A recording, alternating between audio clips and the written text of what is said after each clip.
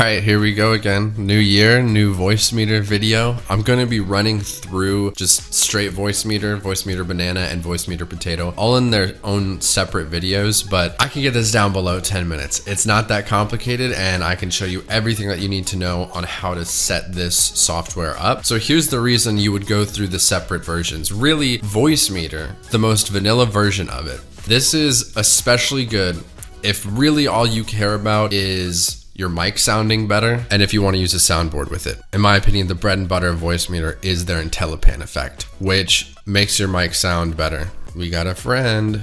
Okay, so I will put a link in the description on where to download it. I don't need to show you guys how to download a software like every other tutorial does, so you're good on that.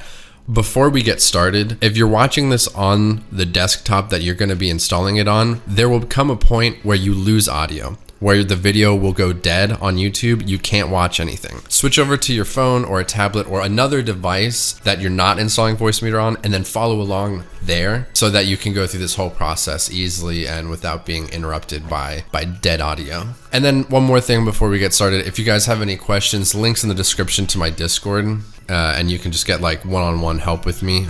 Once you've installed VoiceMeeter, there's a couple things to look at. So we have the letters A and we have the letters B.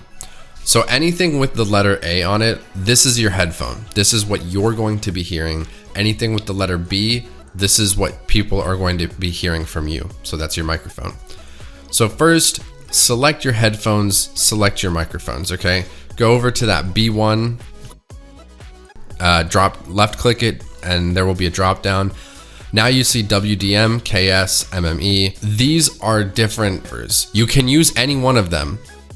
However, one might be better for your computer than the other. So if you have any issues with like your voice crackling, or if people complained about your microphone, that's something to check, okay? Cycle through those drivers. If you have multiple headphones, so for me, by example, I have headphones that I use, and I also have floor speakers on each side of my desk.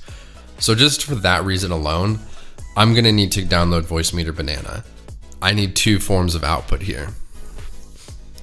But if you only have headphones, go ahead and select them. And again, if there's any sort of bugginess to it, go through a different audio driver here. Let's see if one works better for you than the others. So now that we have those selected, you can start talking into your mic and seeing where those levels are at.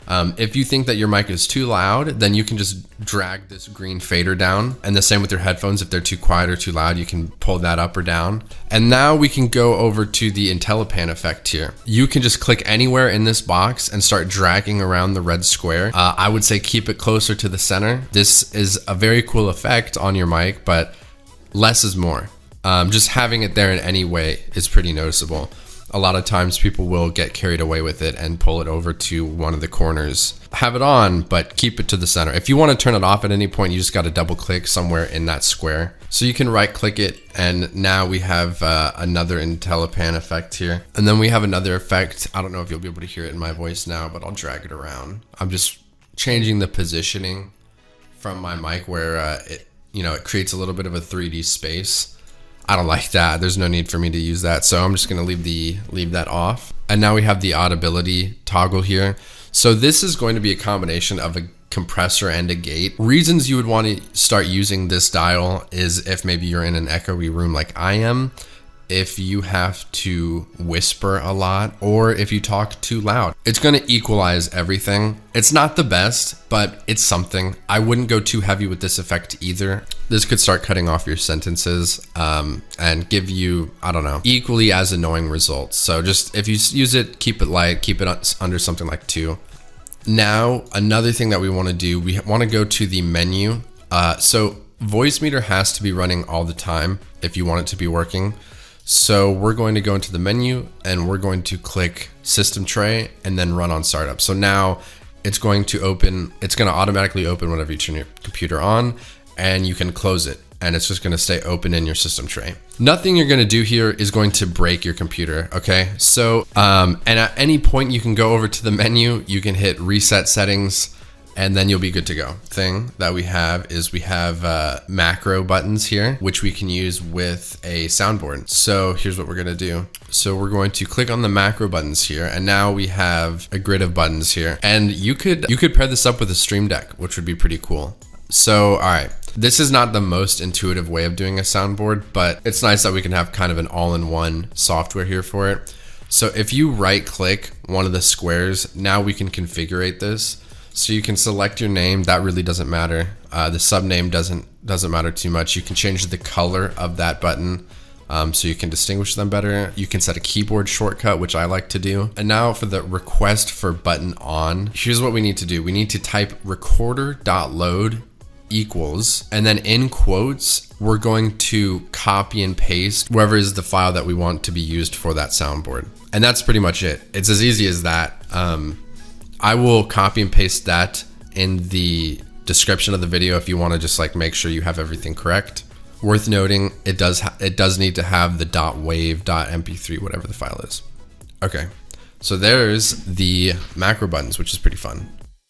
We should have everything set up correctly in VoiceMeeter at this point. So now the last thing to do is to go to our Windows settings. So in the bottom right here, if we right click and go to sounds, now we can go to playback. From playback, we're going to make VoiceMeeter the default for playback and recording here. So this way, whenever you boot up a software or a game or anything that requires permission to use your microphone, it's going to just use the default. And now we've created VoiceMeeter as the default. There's no way that people are going to be able to hear you, and there's no way that you're going to be able to hear anything unless it's going through VoiceMeeter at this point.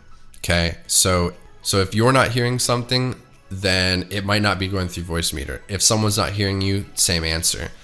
Ways of like troubleshooting this is by going into VoiceMeeter and talking into your mic or playing audio and seeing if there are any waveforms kind of bouncing around here. If nothing is bouncing around, but you are playing a video, then you might need to reselect your microphone. And now I have a haircut to close out the video. So I'll keep the outro short and sweet. I have 3 more videos lined up: VoiceMeeter banana setup, potato setup, and then a third software that is just only your microphone, independent of VoiceMeeter. It will help you get that radio host sound that's like the high compression. Not very natural, but I like the sound. So subscribe if you're interested in any of that. I would also appreciate it if you liked the video. A lot of times people will down the road have issues with VoiceMeeter. Give the video a like so that you can come back to it later, so that you can have it saved somewhere.